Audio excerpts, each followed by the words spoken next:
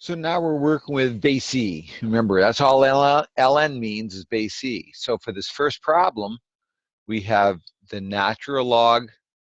We have the natural log of e to the 7th. Well, there's a couple of things we can do with this. One thing that you might want to consider is if I have some log of some base with something raised to some exponent, the exponent property says I can bring the exponent in front of the logarithm.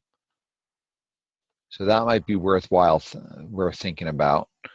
So let's apply that here. Let's pull the 7 in front of the natural log. So it's natural log 7 times the natural log of e. And what I want you to remember is that taking the natural log of a value and raising e to a power are inverse operations. So another way to think about this is natural log is the same as log base e of e to the first. And if we rewrite this as an exponential, e to some power has to equal e to the 1. So the value has to be 1. So really what this expression just becomes is 7 times 1.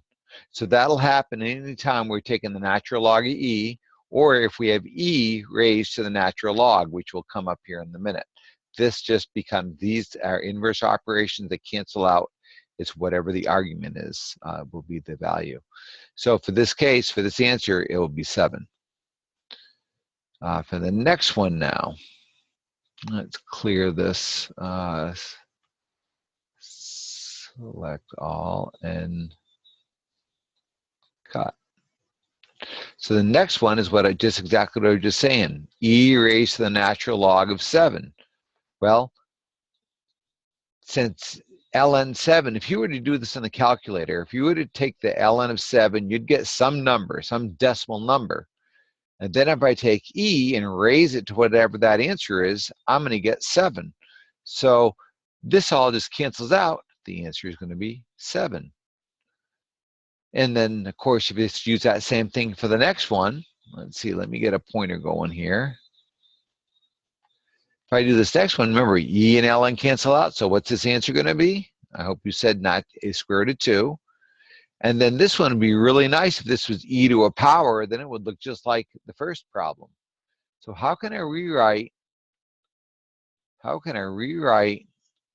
1 over e to the 4th so it's e to some power? Well, I hope you thought, oh, just raise e to the negative 4. Remember, negative exponent kicks it downstairs, and the exponent follows along. So what's the natural log of e to the negative 4? I'm hoping you remember that natural log and e cancels out, so that answer should be negative 4. Okay.